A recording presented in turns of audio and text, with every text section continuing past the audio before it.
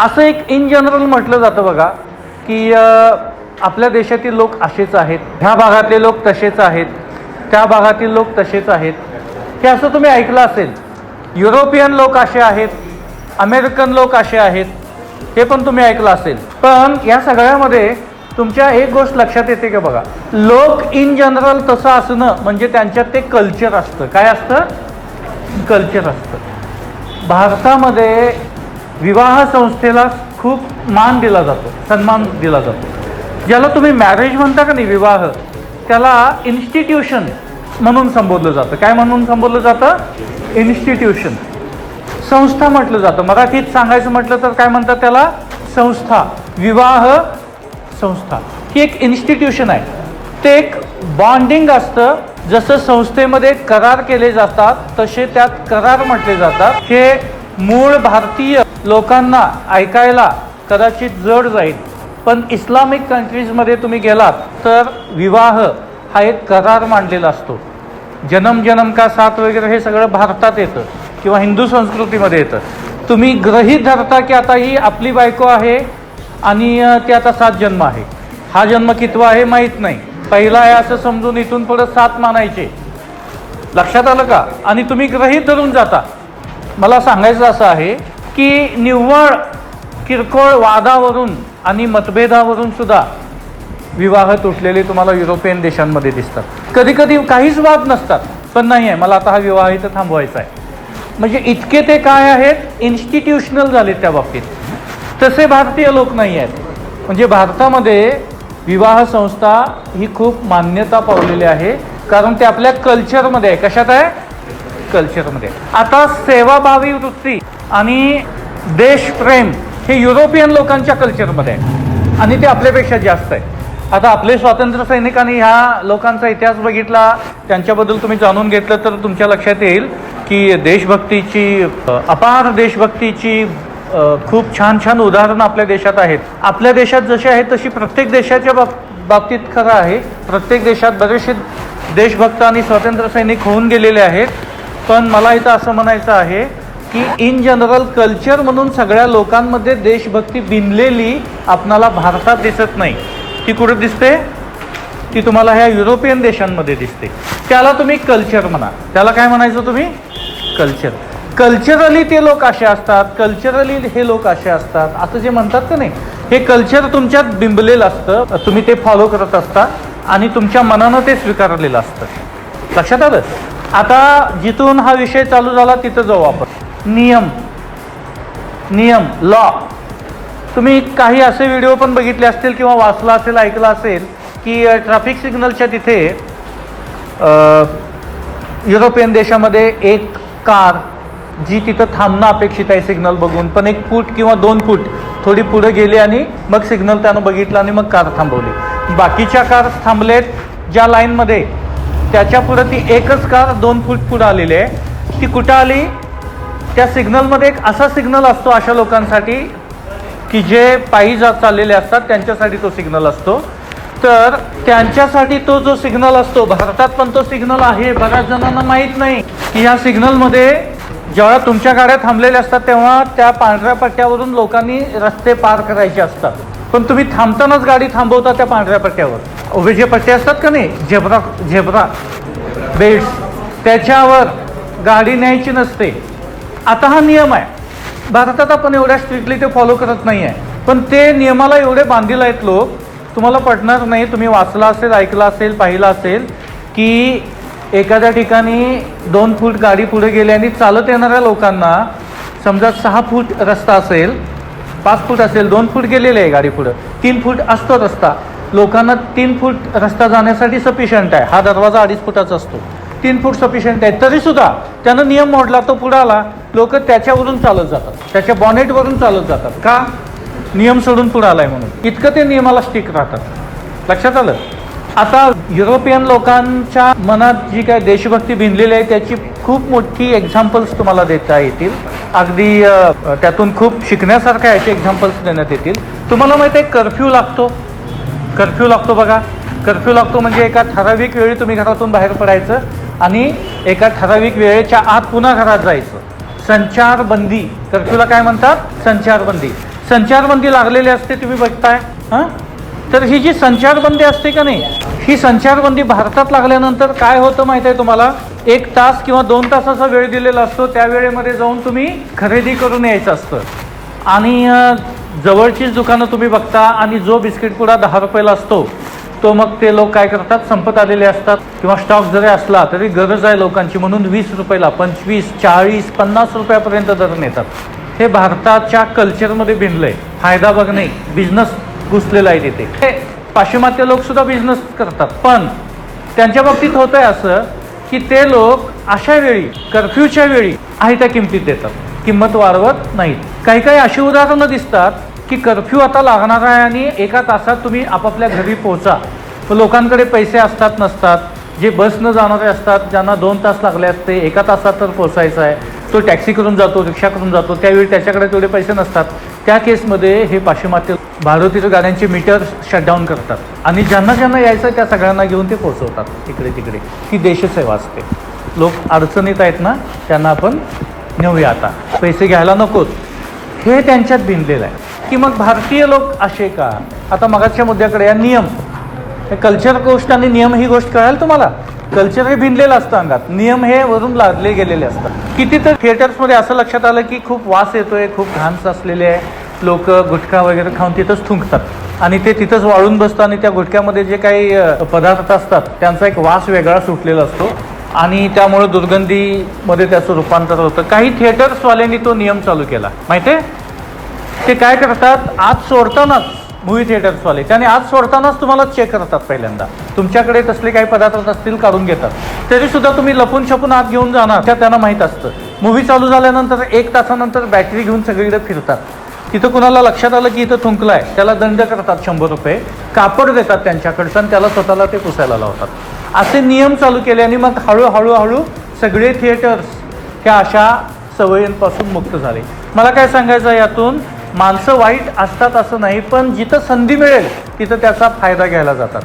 लक्षात आलं? संधी मिळेल तिथे फायदा. कोण विचारत नाही ना, जाऊ दे, कोण विचारत नाही ना, चला करूया, म्हणून कडक नियम बनवले जातात. असं म्हटलं जातात की US ज्यानं ह्या बल्बचा शोध लावला त्या शास्त्रज्ञाच्या आठवणी खातीर म्हणून त्याच्या जन्मवेळेच्या वेळी बरोबर 45 सेकंद ते 60 सेकंद एवढा वेळ लाईट बंद केली जाते, त्याला श्रद्धांजली म्हणून किंवा त्याला एक सन्मान द्यायचा म्हणून.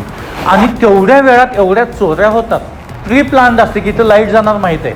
लोक काय करतात, त्या गोष्टीचा फायदा घेतात. लक्षात आलं? म्हणजे असं आपण इन जनरल म्हणणं चुकीचं आहे की इथले लोक असेच आहेत, तिथले लोक तसेच आहेत, तिथले लोक तसेच आहेत. त्यांच्यात कल्चर तसं असेल तर गोष्ट वेगळी, पण जिथं नियमाचा विषय येतो का नाही तिथं बाकी नियम कडक नसल्यामुळं लोक तसे वागतात, हे लक्षात घ्या. भारतामध्ये मुलींची छेडाछेडी हा प्रकार सर्रास बाकीच्या प्रगत देशांपेक्षा जास्त होतो आणि आपल्यापेक्षा जे खालचे देश आहेत, अप्रगत आहेत, तिथल्यापेक्षा आपल्या इथं कमी आहे प्रमाण. त्याच कायद्याचा फरक असतो. दुबईसारख्या देशात जाऊन आलेले आमचे मित्रमंडळी सांगतात की तिथं एखाद्या महिलेनं कंप्लेंट केली एखाद्या मुलग्याबद्दल किंवा पुरुषाबद्दल, त्या पुरुषाला किंवा मुलग्याला विचारत सुद्धा नाहीत तू खरोखर छेड काढलीस का म्हणून. त्याला डायरेक्ट पोलीस स्टेशनमध्ये आत 3rd डिग्री देतात, उलटं टांगून त्याला चोपून काढतात. त्यामुळं असं म्हणतात की दुबईमध्ये कोणत्याही वेळी महिला कोणत्याही निर्जन ठिकाणी एकटी फिरू शकते, इतकी तिला सुरक्षितता आहे. कधी कधी गमतीनं ते आम्हाला सांगायचे की बसमध्ये समजा कंबाईन बस असेल पुरुषांची आणि स्त्रियांची, तर आम्ही असं बाजूला सरायचं. तिकडून घोळका झाला आणि स्त्री एखादी इकडं आली, कुठे स्पर्श झाला तर पुन्हा प्रॉब्लेम नको. स्त्रिया आले की आम्ही अगदी बाजूला व्हायची. म्हणजे त्यांना ते कशाची भीती आहे, कायद्याची भीती आहे. लक्षात आलं? म्हणजे नियम आणि कायदे जेवढे कडक येत जातील तेवढे लोकांना मग शिस्त लागते. मग हा विषय कुठला आला, शिस्त. आणि आणखी एक दुसरा कोणता विषय बोलला मी तुम्हाला, कल्चर. आपल्यात असलेलं कल्चर भिनलेलं असतं ते कल्चर. विवाह संस्थेला जे आपण मान देतो, सन्मान देतो भारतामध्ये, जो ते लोक देत नाहीत, हे आपल्यात असलेलं कल्चर. आणि देशसेवा म्हणून देशासाठी आणि लोकांसाठी आपल्या देशबांधवांना मदत करणं हे त्यांच्यात भिनलेलं आहे, ते त्यांचं कल्चर. आता नियम आणि कल्चर या गोष्टी लक्षात आल्या. आता मी नेहमी एक सांगत असतो क्लासमध्ये, ते इथं आणखी एकदा सांगतो. तुम्हाला माहिती आहे सगळीकडे नियम व्यवस्थित पाळले जात नाहीत. भारताची आपल्या देशाची राज्यघटना आणि आपल्या देशातले कायदे कानून हे जर बघितले तर ते खूप चांगले आहेत, पण सगळं नियमानं झालं तर त्याचा फायदा होईल. आता नियमानं सगळं होत नाही. याचं एक्झाम्पल तुम्हाला देतो. पब्लिक प्लेस म्हणजे गव्हर्मेंटच्या हातात जेवढी काही ठिकाणं असतात ती, ज्यांचा गव्हर्मेंटचा ज्याच्यावर ताबा असते, सर्वांसाठी खुले असतात ती, पण गव्हर्मेंटचा अधिकार असतो त्याच्यावर. असं एक आपण बघू, S T stand, bus stand म्हणतो का नाही आपण. बस स्टँडमध्ये तुम्हाला माहिती आहे की आधीच्या बसेस होत्या त्या पुढच्या दरवाज्याच्या होत्या आणि आत्ताच्या बसेस आहेत त्या पाठीमागच्या दरवाज्याच्या आहेत. आता बस लागण्यासाठी म्हणून त्यांनी प्लॅटफॉर्म बनवून घेतलेत. असे बनवून घेतलेत की बस पाठीमागे येईल. ज्या बसला पुढचा दरवाजा आहे ती पुढच्या तोंडानं बस तिथे लागेल. तिथे एक कठडा करून घेतला ह्या उंचीचा, जेणेकरून तुमचा पहिली पायरी जी आहे का नाही त्या लेवलला हा कठडा येतो, म्हणजे तुमचा पाऊल व्यवस्थित त्या बसमध्ये पडेल. तुम्हाला पाय जास्त उचलावा लागणार नाही, कारण बसचा ग्राउंड क्लिअरन्स हा जास्त असतो बस बोजड असल्यामुळं आणि रस्ते आपल्या इथे खास कळग्यांनी युक्त असल्यामुळं. लक्षात आलं, ग्राउंड क्लिअरन्स जास्त असतो. तिथं तशा बसेस लागणं अपेक्षित आहे. ही झाली बसेस लागण्याची गोष्ट. पण बस लागतात तिथं विषय थांबत नाही. नियमानं बस लागली, तिथून पुढचे पण नियम आहेत. नियम कसे आहेत सांगतो. समजा तुम्हाला कागलला जायचं असेल तर कागलच्या प्लॅटफॉर्मवरच बस लागणार. तिथे बाकडी टाकलेत, उभी टाकलेले आहेत, उभी, आडवी नाही आहेत. त्या बाकड्यांवर तुम्ही बसायचं आहे. कुणी? पॅसेंजर्स जे आहेत त्यांनी. कसं बसायचं? जो पहिल्यांदा आलाय तो पुढे बसेल, जो नंतर आलाय तो पाठीमागं बसत जाईल. अशी लाईन करायची. आणि तिथे त्यांनी एक चबुतरा केलाय छोटासा, की जिथं उभं राहून कंडक्टरनं तिकीट्स काढायचे आणि लोकांना आत पाठवायचे. हे नियमानं होतं का? नाही. बस लागायच्यात सगळे घुसतात आणि पहिल्यांदा आलेला सगळ्यात शेवटी बसमध्ये कधी कधी चढतो. तो जर फिजिकली पुअर असेल, वीक असेल, तर त्याला बसमध्ये जाता येत नाही. कारण बसमध्ये जाणं ह्यासाठी क्वालिफिकेशन तुमचं कोणतं आहे? पहिलं येणं हे नव्हे, क्वालिफिकेशन कोणतं आहे? तो फिजिकली फिट आणि फाईन पाहिजे. बाकीच्यांना ढकलून तुम्ही बसमध्ये जायला शिकलं पाहिजे. आणि मग म्हातारे सगळे तरुण पहिल्यांदा बसमध्ये बसतात आणि मग यंग सगळ्या म्हाताऱ्यानंतर बसमध्ये बसतात. म्हाताऱ्यानंतर बसमध्ये बसतात. हे असं चालू असतं. मला काय सांगायचं आहे, हे नियमानं होत नाही. हे नियमानं समजा झालं तर किती सुव्यवस्था येईल. सुव्यवस्था, नुसती व्यवस्था नव्हे, म्हणजे चांगली सुव्यवस्था. हे झालं एका बाबतीत. अशी सगळी पब्लिक प्लेसेस तुम्ही नजरेसमोर आणा, मग तुमच्या लक्षात येईल की जर नियमानं आणि कायद्यानं सगळं झालं तर आपला देश सुजलाम सुफलाम पाहायला वेळ लागणार नाही. सगळे नियम चांगले आहेत, कायदे चांगले आहेत, घटना चांगली आहे, सगळं आहे. आलं लक्षात? आता मूळ मुद्द्याकडे या. तुमच्यात भिनलेलं कल्चर आणि तुमच्यात असलेले नियम. हे असं पाहण्यात तुमच्या आलं असेल मूवीजमधून की दाक्षिणात्य चित्रपट जे आहेत, दाक्षिणात्य साऊथचे चित्रपट जे आहेत, त्यांची एक वेगळी कथानक शैली असते. त्यांचं दिग्दर्शन एक वेगळ्या पद्धतीचं असतं आणि हिरो जो असतो का नाही, नायक, त्या नायकाची संकल्पना वेगळी असते. जो शरीरानं फिट असतो, मनानं फिट असतो आणि संस्कारी असतो. लक्षात आलं? कसं असतं, चित्रपटांमधून तुम्ही त्या नायकाला ग्लोरीफाय करत असता. काय करत असता? ग्लोरीफाय करणे. म्हणजे काय करणे? त्याचं नाव गाजवणे, त्याचा गाजावाजा करणे, त्याचं कौतुक करणे. मग हे साऊथ इंडियन लोक म्हणतात, ज्याचं कौतुक करायचं आहे तो त्या लेवलचा पाहिजे. आधी गरीब परिस्थितीतून आला, पण तो ह्या लेवलचा आहे की तो ह्या सगळ्यावर मात करू शकतो. फक्त फाईट हाच विषय घेऊ नका, परिस्थितीशी सुद्धा तो जुळवून घेतो, त्यातून मार्ग काढतो, वगैरे सगळ्या गोष्टी तुम्ही बघितल्या. तर ह्या सदर्न लोकांमध्ये कल्चर आहे की जे इकडं मिसिंग आहे, नॉर्थ लोकांमध्ये मिसिंग आहे. कोणतं आहे ते? त्या सदर्न लोकांमध्ये असं कल्चर आहे की महिलांचा सन्मान राखणं हे त्यांच्या अगदी रक्तात भिनलेलं आहे. त्यामुळं तिथं असा कोणताही लिखित नियम नाही की पहिल्यांदा महिलांनीच बसमध्ये जावं. पण शक्यतो बस आल्यानंतर शक्यतो सगळ्या महिला बसमध्ये पहिल्यांदा बसतात आणि मग पुरुष मंडळी. मग हे कल्चरमधून आलं. कशामधून आलं? कल्चरमधून आलं. नॉर्थ इंडियाचे लोक मग पूर्णच वाईट आहेत असं आहे का? नाही. UP बिहार या भागांमध्ये देवधर्म, देवदर्शन करणे ह्याला प्रचंड ते किंमत देतात. आता महाराष्ट्रामध्ये माझ्या असं पाहण्यात आलं की शहरांमध्ये सुद्धा छोटी छोटी मंदिरं कुठं तरी असतात की तुम्ही तिथं भक्त लोक थांबतात, दर्शन घेतात, जातात. पण माझ्या UP बिहारमध्ये माझ्या पाहण्यात असं आलं, अगदी MP ला सुद्धा, की कॉलेजच्या रस्त्यावर समजा असं एखादं मंदिर असेल आणि कॉलेजची मुलं तिथून जात असतील तर जवळजवळ 80 ते 90% मुलं तिथं बॅगा ठेवतात, आत जातात, डोकं ठेवून पाया पडतात आणि बाहेर येतात. मग त्यांना सांगावं लागत नाही तर मंदिराने जा आणि तू दर्शन घे, कारण ते त्यांच्यात एवढं भिनलेलं आहे मनात. लक्षात आलं? पूजापाठ करणं एवढं त्यांच्यात भिनलेलं आहे. तर असं culture wise, location wise, area wise सुद्धा काही कल्चर्स असतात. तुम्ही काही गावांची नावं अशी ऐकली असतील. आमच्या भागात ते गाव आहे, मी ते नाव घेत नाही, उगाच ते बदनाम केल्यासारखं होतं. तुम्ही सैराट मूव्ही बघितला आहे? सैराट मूव्हीची जी थीम आहे, त्या लेखकाच्या मनात तसा मूव्ही काढणं, निर्मात्याच्या, दिग्दर्शकाच्या मनात, नागराज मंजुळे त्यांच्या मनात तसा मूव्ही आपण लिहूया ह्या विषयावर, हा गंभीर विषय आहे, हे त्यांच्या लक्षात आलं होतं. त्यांनी तो लिहायला सुरुवात केली होती. आणि तुम्हाला पटणार नाही, आणि अशा ह्या घटना घडत होत्या. अशा ह्या घटना घडायच्या चाललेल्या. कशा घटना? ऑनर किलिंग म्हणतात त्याला. काय म्हणतात? Honour killing. परजातीय विवाह केला म्हणजे घरच्यांचा अपमान झाला, म्हणून त्या घरची जर ती मुलगी असेल तर तिला ह्या जगातनंच बाहेर घालवायचं, तिला मारून टाकायचं. त्याला ऑनर किलिंग म्हणतात. मुस्लिम काही कट्टर इस्लामिक देशांमध्ये ऑनर किलिंग हे एक मोठी समस्या झाली. त्या मुलगीची काही चूक नाही आहे, पण तिच्यावर बळजबरी झालेली आहे. तिच्यावर बळजबरी झालेली आहे, तिचं शोषण झालंय. त्यात तिची काही चूक आहे का? नाही. समाजानं तिच्या बाजूने उभं राहायला पाहिजे? नाही. पण काही इस्लामिक देशांमध्ये त्या मुलगीला, त्या घरच्या लोकांना त्या मुलगीला आता घरात ठेवून घ्यायला अडचण होते, म्हणून तिला संपवलं जातं, मारून टाकलं जातं. त्याला ऑनर, त्यांचा मान राखण्यासाठी म्हणून ऑनर किलिंग म्हणतात. अशा ऑनर किलिंगचे प्रकार भारतामध्ये घडत होते.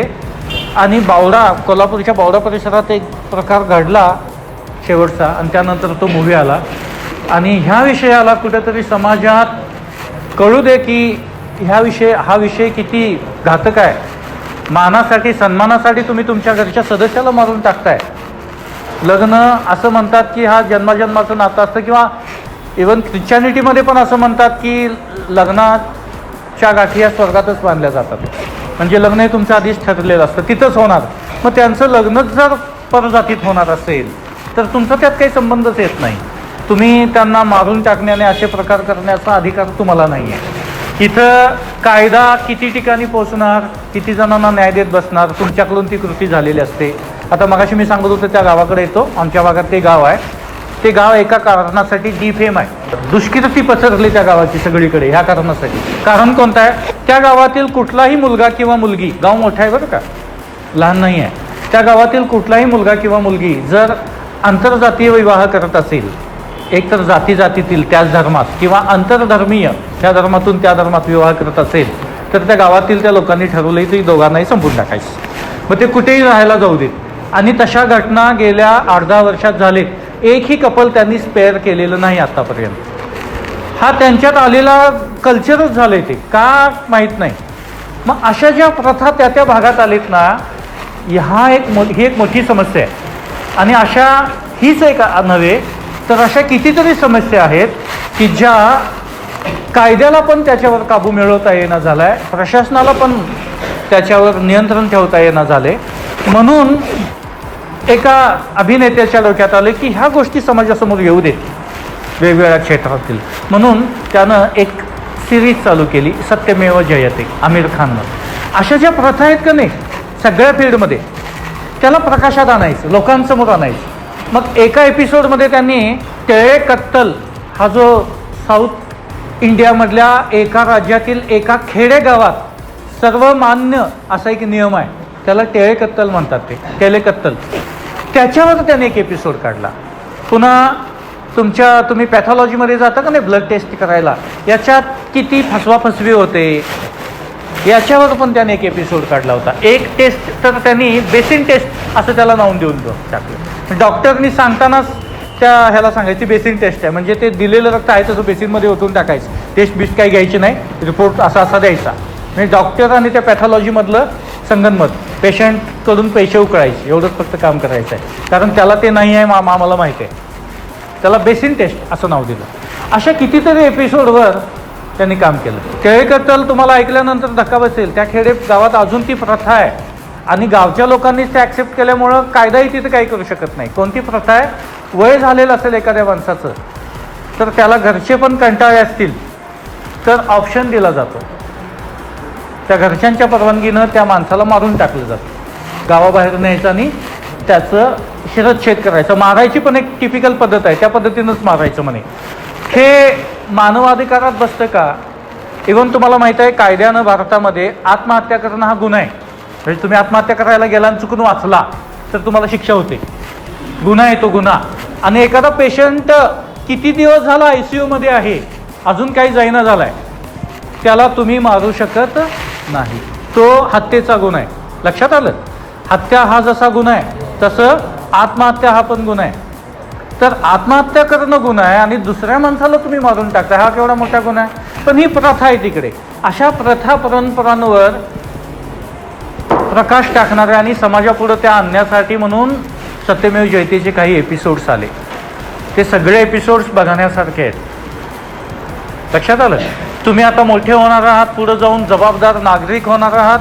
हळूहळू पुढं जेव्हा तुम्हाला तुमच्या कौटुंबिक जबाबदाऱ्या तुमच्यावर येतील, तुमचा व्यवसाय आणि तुमच्या नोकऱ्या यातल्या जबाबदाऱ्या तुमच्यावर जेव्हा येतील आणि तुम्ही एक नागरिक म्हणून जेव्हा समाजात याल, एक गृहस्थ म्हणून तुम्ही तुमचं कौटुंबिक जीवन जगत असाल, त्यावेळी हळूहळू तुमच्या मनामध्ये वैचारिक खलबतं चालू होतात की अप्रामाणिकपणा म्हणजे काय, प्रामाणिकपणा म्हणजे काय, फसवणूक म्हणजे काय. ती एक वैचारिक बैठक आत्ता ह्या वयात तुमच्या मनात तसले विचार नाही आहेत, असतील पण एवढे नाही आहेत. त्यावेळी सर्रास सगळ्यांच्या डोक्यात असले विचार येतात. त्यावेळी मग तुम्हाला देशभक्ती म्हणजे काय, नेमकं समाजसेवा म्हणजे काय, असे पण विचार तुमच्या डोक्यात येतील. त्यावेळी तुम्हाला मी हे जे काही सांगतोय हे कदाचित आठवेल की असंही आम्हाला काहीतरी सांगण्यात आलं होतं. तुमच्या विचारांना एक दिशा मिळेल. हां, विचारांना तुमच्या एक दिशा मिळेल. लक्षात आलं? त्यासाठी हे मी जे सगळं सांगतोय हे अगदी व्यवस्थित ऐकून घ्या. आता विकास समाजाचा असतो, व्यक्तीचा असतो, कुटुंबाचा असतो, एखाद्या संस्थेचा असतो, देशाचा असतो आणि स्वतःचा असतो. तर तुम्ही या सगळ्या विकासामध्ये, स्वतःच्या विकासामध्ये, ज्याला इम्प्रूव्हमेंट म्हणतात, डेव्हलपमेंट म्हणतात, विकास म्हणतात, स्वतःच्या विकासावर सगळ्यात जास्त इन्व्हेस्ट केलं पाहिजे. कशावर? स्वतःच्या विचारावर, विकासावर. आता इन्व्हेस्ट करणं म्हटलं की तुम्हाला फक्त पैसे दिसतात. इन्व्हेस्टमेंट ही फक्त पैशाच्या स्वरूपात असते असं नाही, ती तुमच्या वेळेच्या स्वरूपात असते. तुम्ही स्वतःला दिलेला वेळ स्वतःला बंधनात ठेवण्यासाठी काही ॲक्टिव्हिटीमध्ये गुंतवून घेता, ते जे करणं असतं त्याला पण काय म्हणतात? इन्व्हेस्टमेंट म्हणतात. त्याला काय म्हणतात? इन्व्हेस्टमेंट. त्याच्यावर भरपूर इन्व्हेस्टमेंट झाली पाहिजे. काही पुस्तकं तुम्हाला वाचावी लागतात असं वाटत असेल, ती पुस्तकं ई-बुकच्या स्वरूपात तुमच्या मोबाईलमध्ये पण आहेत, पण मोबाईलमध्ये वाचणं इतकं इफेक्टिव्ह होत नाही. तुम्हाला हार्ड कॉपीमध्ये वाचणं जास्त सोयीचं वाटतंय आणि ते खरं पण आहे. त्या केसमध्ये त्या पुस्तकाचे 250-300 रुपये देण्याची तुम्ही तयारी ठेवली पाहिजे, जी काही किंमत असेल ती. त्याला म्हणायचं तुमची इन्व्हेस्टमेंट इन टर्म्स ऑफ मनी. पण स्वविकासासाठी जेवढी इन्व्हेस्टमेंट कराल तेवढं चांगलं. लक्षात आलं? आता ह्या इन्व्हेस्टमेंटमध्ये काय काय येते हे बघा. सगळ्यात म्हणजे तुमची फिजिओलॉजी, फिजिक. आत्ता मी ज्या वयात आहे त्या वयानुसार येणारे काही आजार असतात, वयानुसार ते तुमच्या कंट्रोलमध्ये नसतात, वयानुसार आलेला. आणि त्याला कारणीभूत असतं काय? याच्या आधीची तुमची जीवनशैली, तुमचं खानपान, ह्या सगळ्या गोष्टी कारणीभूत असतात. म्हणजे तुम्ही वयात आल्यापासून 40-50 वर्षाचे होईपर्यंत तुमच्या ज्या सवयी आहेत, जी जीवन पद्धत तुम्ही अवलंबिलेली असते, त्याचा परिणाम स्वरूप म्हणून एक तुम्हाला प्रसाद मिळतो. तो कोणता? अमुक disease, blood pressure imbalance, sugar, ह्या अशा काही डिसीजेस आहेत की ज्या तुम्हाला त्या वयानुसार येतात. पण सगळ्याच त्या वयातल्या सगळ्याच लोकांना येतात असं नाही. ज्यांनी मेंटेन ठेवलेलं असतं त्यांना ते येत नाही. म्हणून सगळ्यात महत्त्वाचं काय? आता फिजिक. त्यावेळी तुमच्या लक्षात येतं की ज्याला म्हणतात का नाही, आरोग्य ही संपत्ती, असं जे आपण ऐकलं होतं ते नेमकं काय ते त्यावेळी कळतं की ज्यावेळी तुमच्याकडे 2 कोट 3 कोट तुमच्या बँकेत असतात, पण तुम्ही एखाद्या लग्नात जाऊन तिथला लाडू किंवा गुलाबजामुन खाऊ शकत नाही, डॉक्टरांनी सांगितले खायचं नाही गोड. आणि काही जणांना निद्रानाशाचा त्रास झालेला असतो, एकतर वयानुसार किंवा टेन्शन्स, अतिताणतणाव घेऊन किंवा तुमच्या चुकीच्या जीवनपद्धतीमुळं. त्यावेळी तुम्हाला झोपेची औषधं घेऊन झोपायचं असतं. चांगली गादी असते, चांगलं शयनगृह असतं, पण झोप तुम्हाला विकत घ्यावी लागते औषधं देऊन. लक्षात येतं?